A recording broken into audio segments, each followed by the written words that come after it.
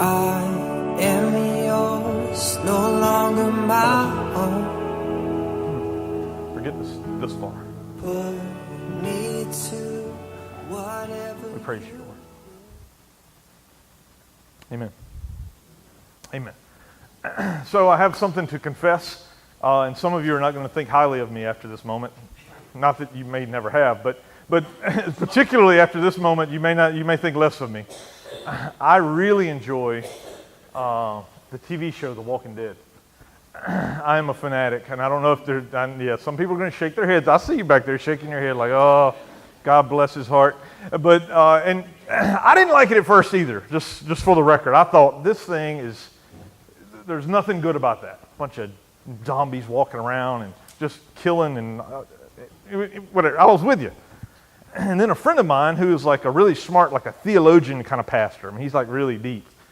He was explaining the show to me one day, and he said, man, you've got to watch this. There are like all these theological themes of good versus evil, and where is the Lord in this, and how God is at work in these people's lives. You've got to watch this show. And so I did, and after several hours into the Netflix season, I was hooked. And and I've been watching it ever since. Fortunately, though, if you wanted to start watching it, you could. You'd need to do some catching up, but they help you. They help you. You've been in a movie where they do flashbacks, right? In the Walking Dead, they do these flashbacks quite often because you'll be watching it, and all of a sudden, like, everybody's younger. Like, what happened? I went to get a glass of tea and come back, and now everything's different, right? It kind of confuses you for a moment, but whenever you have one of those flashbacks in a movie or something, right, if you watch it, it answers a lot of questions, right? They kind of provide clues about what's going on. Like, it makes sense. Like, oh, now I know how they met. Or, wow, now I know where he came from. Now I get it. Now it makes sense, right? It's kind of like pulling back to like the 30,000-foot level, as I refer to it. You know, kind of like getting way back so you can see the whole picture, how it lays out, and then they'll zoom back in again and get back into the action, right? That's kind of where we are today in the story of Moses, the story of the Exodus, where we are today, that God is telling a story. And he takes a moment to kind of pause the action and draw back. Last week we learned this characteristic in the Old Testament, that they would bracket information in chunks, like in chunks as they wrote for the people. It was a contextual writing. So they would. We talked about it last week, how we read, I am the Lord, Yahweh, Jehovah, I am, and then at the end there was I am. And all between those two I am the Lord's, there was all this information about how God was going to be the Lord, right? How he was Yahweh, how he was Jehovah, like who he was. Kind of reinforced those two statements. Well, we have the exact same thing today in the reading. I don't know if you read it. If you looked ahead, that you looked at it and you were like, wow, I don't know where we're going this Sunday, because it's a genealogy. It's a genealogy it's a family tree, for goodness sake. I mean, it's like, have you ever read your family tree? It's not real exciting, right? So that's where we're at today in the story of Moses. But he begins and ends this family tree, right, with these statements of, I'm a man of uncircumcised lips. He says it in verse 12, that where we read last week, and then in verse 30 of this week, where he begins and ends this passage of, I am a man I have uncircumcised lips. Now, let's talk about that for a second before we get into this passage. What is it? We know what circumcision is, right? If you don't know, ask me later. But circumcision, theologically, spiritually speaking, right? It had significance for the people of Israel. For the people of Israel, it was a big deal. It was a physical sign, a reminder, as it is, a reminder of God's covenant with him, God's promise. Like you wore God's promise on your body, right? That was a powerful thing for the people back then. But more than that, or in addition to that, it was a cleansing. It was a cleansing process for the people. It was making them more holy, in a sense, more set apart for God, right? It was a way of distinguishing them from the rest of the world. That's what circumcision was. So for Moses to say that his lips were uncircumcised, like what? Well, he doesn't mean that he cut his lips off. What he's saying that is he wasn't prepared to speak for God. He may have been referring to his abilities as a speaker, or maybe as his wisdom, or we're not really sure. But later on in the Bible, in Acts, right? Stephen is talking about describing Moses, and he says that Moses was a man of powerful speech. A man of powerful speech. That doesn't jive, right? So if he was a man of powerful speech, and yet he's a man of faltering lips, like what is that? Well, it had to refer to his willingness or his insecurity about speaking for God, his worthiness, right? You ever felt that way? Moses was talking about his worthiness to speak for God. Today we have this genealogy that shows us that Moses it reveals to us. Moses is saying, I'm desperate. I'm desperate. I want out. I'm a man of unclean lips. This is not my plan for my life. God, you have this plan for my life, but this is not my plan. I want something different. I want this idea for my life that I've figured out is better for me than this one. Because you're sending me to death. And that's not what I had in mind. I think I would agree with that. Like, God, you sure? Like really? Today, that's exactly where we have Moses. Exactly where we have Moses. Looking at his family tree, about explaining why, what this man of unclean lips, what does that mean? Where does that come from? What's the significance of that as it relates to his family? So, you may say, why are we reading a family tree? Because I believe 2 Timothy 3:16, I believe all Scripture, and what it says in 2 Timothy 3:16 is that all Scripture, I believe I even have a slide of it. Do I? It'd help if I turn on the clicker. Sorry. All Scripture is God-breathed and is useful for teaching, rebuking, correcting, and training in righteousness. All Scripture. Not the ones that are the exciting stories, not the ones that we really understand, but actually all Scripture. Not just the imperatives, the go verses, but all of Scripture, so that we may be fully equipped for every good work. Fully equipped for every good work. So I believe the lesson we can learn from today's lesson, today's exchange in the story of God in Exodus is our part in it. It's our part in it. So the genealogy, I believe, tells that story. So now, before we jump right in, if we were reading this for the first time, if we're reading the story of Exodus for the first time, this would be your family. It would be like you're going through the drawer of pictures at your grandmother's house, right? It would be like you pull out the drawer and you start going through them, and then you see the picture, you're like, oh yeah, I remember him, and he was crazy. Or I remember her, man, she could cook. Like all these stories of things they did to you and with you, like they would all come to memory, right? That's how this family tree is for the Israelites. When they read these names, it was more than just reading names. There were stories attached to each one of these names. Stories that I believe that are important to us because they didn't include everybody in this family tree. They only included a few people. And why they chose those people and why they didn't choose others, I think reveals something for us. We should pay attention to that, about why they included the people that they did include. And I think that'll teach us a good bit here today. So, if you have your Bible, Exodus chapter 6, we're starting in verse 14, and we're going to go through the end of that chapter together, and we're going to spend a lot of time. Yeah. So I practiced this. I've read this a couple of times. I will read it confidently and most incorrectly. So if we have some English teachers here, I know, I'm wrong. I don't know how to put all the, I'm not a Hebrew scholar, so I'm just going to read it like a Hebrew guy from Mississippi. which doesn't do anybody any good. These were the heads of their families. The sons of Reuben, the firstborn son of Israel, were Hanak and Palu, Hezron, Carmi, and these were the clans of Reuben. The sons of Simeon were Jemuel, Jamin, Ohad, Jachin, Zohar, and Shaul, the son of a Canaanite woman. These were the clans of Simeon.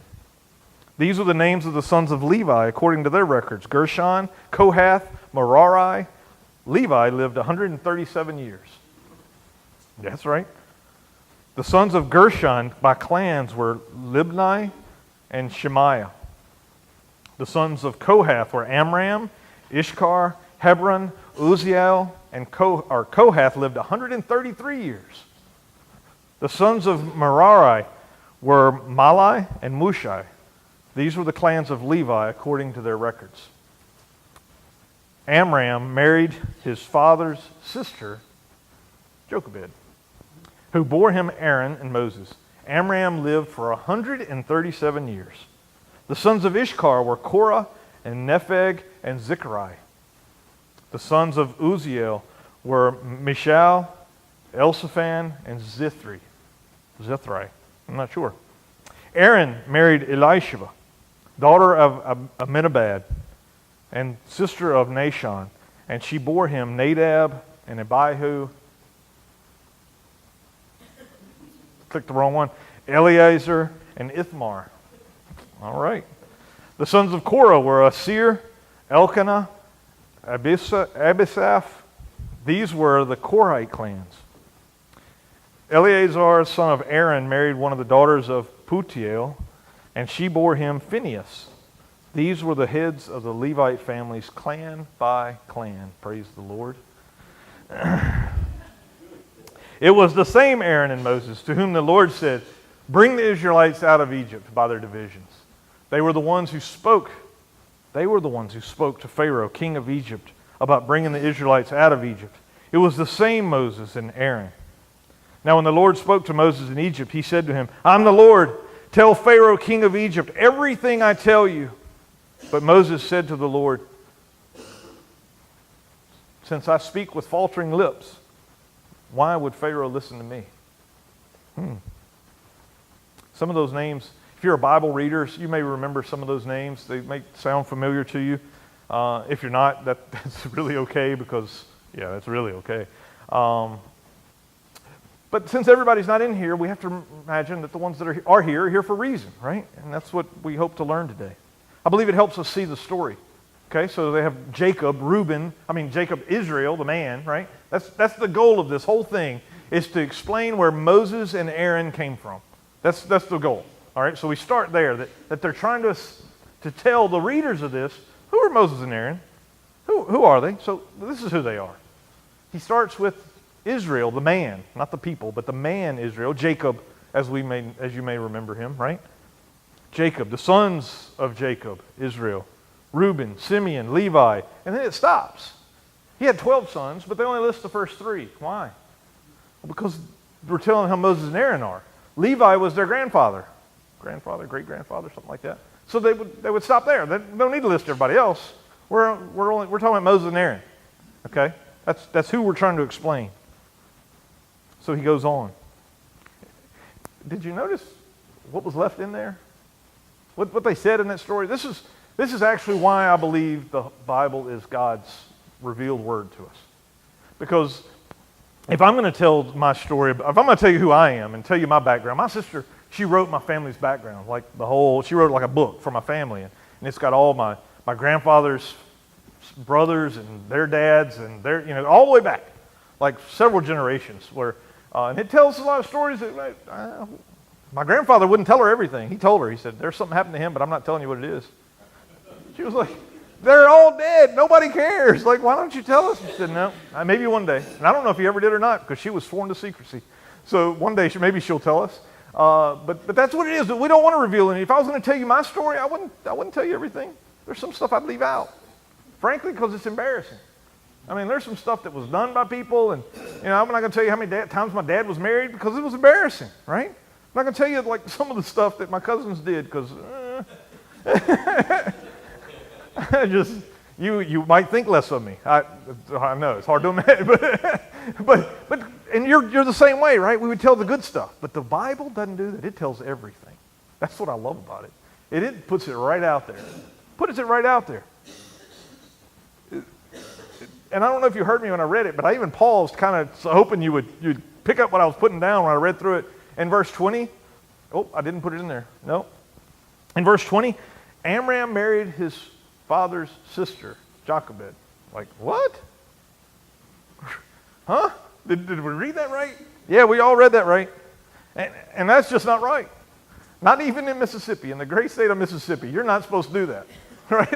That's where I'm from, if you're wondering. Yeah, you don't do that. I mean, what did Moses call her? Mom? Or Aunt Jackie? I mean, what's the connection there? That's just not what you do. Moses had a very unique family, let's just say. He had a very unique family. And a lot of issues, right? I'll take you through some of them. Reuben, the first son born from Jacob. He had committed adultery with his dad's wife. You're not supposed to do that either. You're not supposed to do that either. Verse 15, he talks about the sons of Simeon. Who was Simeon? Well, we all know who Simeon was. It says it right in there. He had had a child by that Canaanite woman. Now, where I grew up, we were taught the mantra, and I've already taught it to you. Don't smoke, don't drink, don't chew, and don't go out with girls who do, right? Or Canaanite women. And that's what Simeon did. And they put it right in here. Like, why would you say that? You're not supposed to do that. But nope, it's right there. These stories were associated with people. They weren't like individuals. Individuals were in these stories. It wasn't like people we don't know. These were people we know. They're part of our family. If you're reading this as an Israelite. In verse 23, it talks about Aaron's oldest son, his 4 sons, right? Nadab, Abihu, Eleazar, and Ithamar. Eleazar and Ithamar, they'll be around for a long time. But those first 2, Nadab and Abihu, you may not have heard of them, but trust me, every Israelite knew who they were.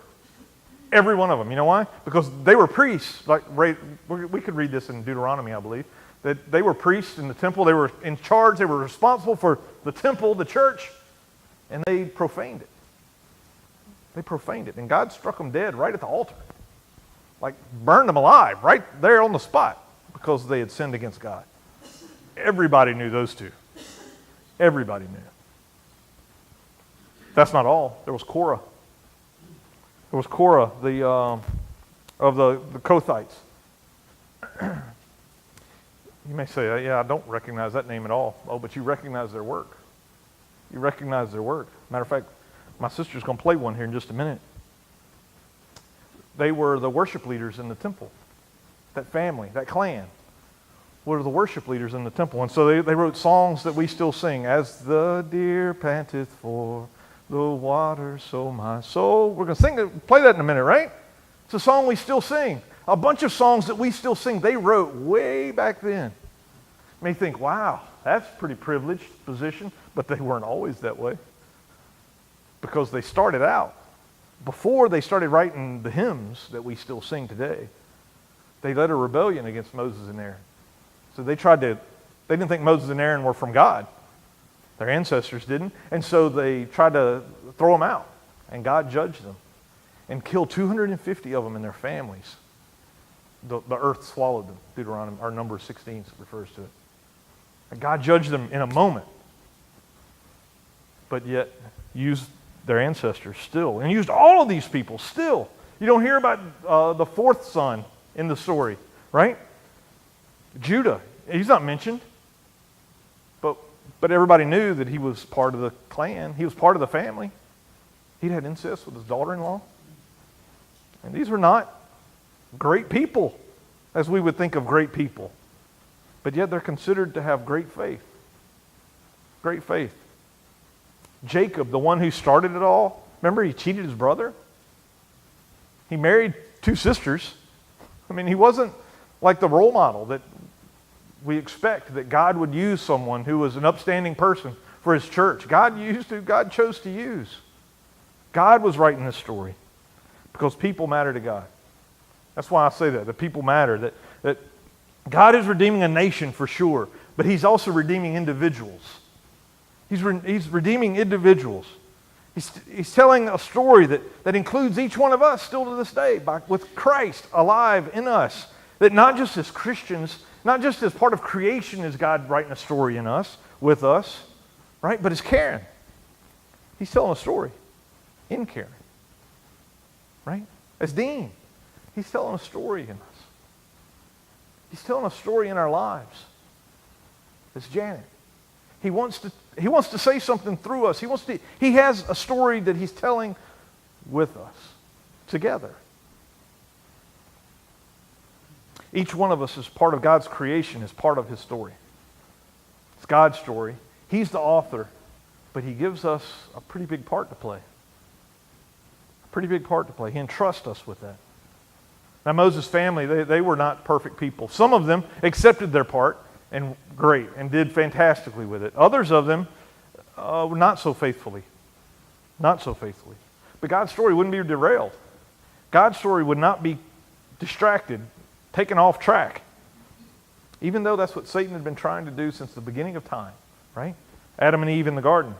In Genesis chapter 3, they were created in a relationship with God, but Satan convinced them that being in a relationship with God isn't enough. There's something more. When you taste this fruit, you'll see that there's something more. And oh my goodness, did they see. What they found when they could see was separation from God. Not at all what they had expected. Immediately they begin to see fears, insecurities, jealousies. I'll say idolatry came into our lives in that moment. Idolatry came in that very moment. And idolatry is a loaded word, but it's actually, we think of like these little golden calves or statues, totem poles or whatever, as idolatry. But no, idolatry is anything that takes our focus, our attention, our passion away from God. Anything. Anything. And you want to know what yours is? Think of your greatest fear. It's the opposite of that. It's the opposite of that will be an idol in your life. For me, growing up, I know that I felt like I felt abandoned in a lot of my life. And so I wanted to fit in. I wanted to belong everywhere I went. And so I would do anything. My God became belonging. So I would do anything to belong, to fit in. Whatever. You say that you wouldn't jump off a bridge? Yes, I would. That I would jump off the bridge to fit in. Why? Because that was such an important part of my life. So, idolatry, though, we find that does not deliver like it promises. Right? For Adam and Eve, they were afraid of being found out, so security became their God, but it delivered isolation. Right? Think about the things that motivate and attract our attention here today, right? Have you ever had enough money? If that was your motivation, to have enough money, have you ever gotten to have enough money? You don't. You never get there, right? You never have enough because you're always looking for some more. So you're never able to rest in it. How about happiness? If happiness is your pursuit in life, to be happy, have you ever been content? I never have been. Maybe you've gotten there. I've never found contentment when my pursuit was happiness. I've never actually found happiness at all. Whether it was getting into that school or getting that new truck or getting that client or customer. When I get that, then everything is going to get much better. Did it last? Did it really? It sure became an idol. But it didn't deliver what you had put hopes in it for. And idols never do. Idols never do. There's something to be worshipped, something to dedicate our time and talent to, our energy to, but they don't deliver like they should. They never do. For Moses, we see him about to fall into this trap of idolatry by allowing himself to become more important than what God was trying to do. Moses wanted the story to be about him. He wanted the story to be about Moses, not what God wanted to do with Moses. You might say that maybe safety was his idol. That he didn't want to risk it. He didn't think he was the right man for the job. Perhaps pride was the issue because he didn't want to fail. It doesn't really matter what our idols are. The results are always the same, that our idols cause us to move our focus from what Jesus is trying to do in our lives onto what we are doing or we want to have done for us. We get distracted from God's plan. Just like many others who before him, God used Moses anyway. Just like he did Reuben and Simeon and Korah and all those others, that God used him anyway. I think that's the message for us from today's genealogy. That's why we need to realize today, too, that Moses, we read about him in the New Testament. In Hebrews 11 and Acts chapter 7, they refer to Moses as having fantastic faith. Why? Where did that come from? He seems to me like he's scared out of his mind. Yes, both. He was scared out of his mind, And he had fantastic faith because he proceeded believing, trusting in God. In the goodness of God, he trusted. Trusting, in spite of his fears. Like, I don't know how this is going to work out, but I'm going to do it anyway. That's not always the case. Satan, a lot of times, uses our fears to take us off focus from what God is doing. Because if Satan, I guess, figures if he can get enough of us to focus on something other than what God is trying to do, then God's plans will be foiled, right? But we know that God's plans are finished. Like, he completed his plan with Christ on the cross. Like, God's ultimate plan is done. What's left for us, see, that's why we're in such a great position, because we get to live into what Jesus has already accomplished. We're just living into it.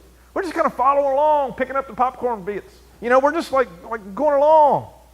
It's already done. We're just living into it. That's why it's such a benefit to us. Moses didn't have that. But Moses proceeded in faith, trusting God. Trusting God. So how do we get away from idolatry? How do we begin to live into this kind of faith that Moses had? I believe it starts with realizing and accepting one principal truth that started out in the book. And I don't know if you've ever read it or not, but The Purpose-Driven Life. Great book. It's like a 40-day devotional thing. It's fantastic. I think it sold more copies than any other book in the world other than the Bible. So it's like a really well-sold book. There's probably a copy around here you can even borrow somewhere. But he started out the book, it's not about you. That's what the key to defeating idolatry in our lives is realizing that it's not about you. It's not. He goes on in that opening paragraph. The purpose of your life is far greater than your own personal fulfillment, your peace of mind, or even your happiness. It's far greater than your family, your career, or even your wildest dreams and ambitions. If you want to know why you were placed on this planet, you must begin with God. You were born by his purpose and for his purpose. That is the truth. That's what Scripture teaches us over and over and over again. But honestly, just for a second, be honest with yourselves. You don't have to raise your hand and admit it. But how much time on a daily basis do we spend thinking, reflecting on his purposes for us now? Like, he had a purpose for us in Christ, absolutely. But he has a purpose for us on a daily basis. On a daily basis. I mean, most of us live our lives with home, work, home, repeat. That's kind of our home, school, home, repeat. You know, it's kind of just that rhythm we just kind of get into, and we don't even have to think about it much. Alarms go off, like stuff just happens. The coffee pot makes coffee in the morning. You don't even know why. You show up and it's there. It's like, I don't know. It's like we're on a treadmill. And James, the brother of Jesus, he encouraged us this way. Now listen, you who say today or tomorrow we'll go this or that city and spend a year there, carry on business and make money. Why? You do not even know what will happen tomorrow. What is your life? You are a mist that appears for a little while and then vanishes. Instead, we ought to say, if it is the Lord's will, we will live and do this or that. Right? If it's the Lord's will. You see, James is saying, remember, it's God's story, and we get a part to play in it. And if it's our part says do this, that, then hey, I'm going to do this or that. This is where our focus should be. That, yes, we've got a big part to play, but it's God's story. It starts with trusting his goodness. Trusting God's goodness. And we don't need another Moses. Actually, we don't. We don't need another Moses. We need a Rick. Amen. We need a Rick. We need a Nancy. We need a Sherry. That's what we need. That's what our world needs today. We don't need Moses. We need a Tyson. That's what our world needs. Moses didn't like the part he'd been given. But it wasn't like a high school play where you could say, I don't like that part. Give me another different part. No. For Moses, it was, this is your part. Play it or not. Because it was about fulfilling the covenant. For us, fortunately, the covenant's been fulfilled. So we may balk at that part, but God's going to keep pursuing us. God's going to keep chasing us. He's going to keep seeking to use those that love him. He's going to continue to knock on the door. until we answer. Putting faith in God's goodness, accepting His part, and then we submit to God's leading. Submitting to God's leading. We can't even imagine what God would have done through us had we said yes back then, right? Had we agreed to His leading back then, what He would have accomplished, we'd have no idea what would have happened. But tomorrow, we can. We can see what God will do through us tomorrow. Refusing or ignoring our part in it is how the prophet Isaiah, he put it this way, which I really like. And it's out of the New Living Translation. What sorrow awaits those who argue with their Creator? Does a clay pot argue with its maker? Does the clay dispute with one who shapes it, saying, "Stop! You're doing it wrong"? Does the pot exclaim, "How clumsy you can be"? No. No. I mean, all those answers are no. The pot doesn't do that. That's what's going on when we ignore God's story and our part in it. Doubting that God can use us because we're not worthy, like Moses. Says who? It's as though we know ourselves better than God does. We need to stop thinking like we're the star of the story. We're not the point of it all. It's not about you. It's not about me. It's His story. And then we can accept God's grace. Accepting God's grace. See, this book of Exodus isn't the story of Moses, even though we often refer to it as that. It's a story about God, about God's love for His people, about His redemption of His people. God cares about people, and so should we. So should we. This is a story that God has been working out for a long time. Matter of fact, Ephesians 2, 8 and 10, which they read this morning, but we're going to read a part of it again. For it is by grace that you have been saved through faith, and this is not from yourselves. It's a gift from God, not by works, so that no one can boast. For we are God's workmanship, created in Christ Jesus to do good works, which God prepared when? In advance. In advance for us to do. He prepared it before we were born, possibly. That you were born for this. Literally, born for this. See, accepting God's grace is more than just saying, "Hey, God loves me, Jesus loves me, this I know, for the Bible tells me so." It's more than just singing that song and knowing that. Accepting God's grace is about living our lives on the promises of God. As Paul put it, being confident of this. Being confident of what God has done for me. Who began a good work in you will carry it on to completion in Christ Jesus. Living our lives confidently that what God started in me, He's going to finish in Christ. This confidence in God's presence, His power in our lives, is a gift. We can't conjure it up. It's something He gives us. He offers to us. We can lean into it. We can tend it, encourage it. We can worship because of it. But it's something God gives us. Grace.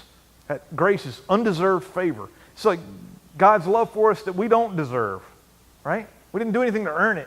He loved us before we earned it. We thought we could earn it. God's love is unearnable. It's God's grace. So enjoy your part.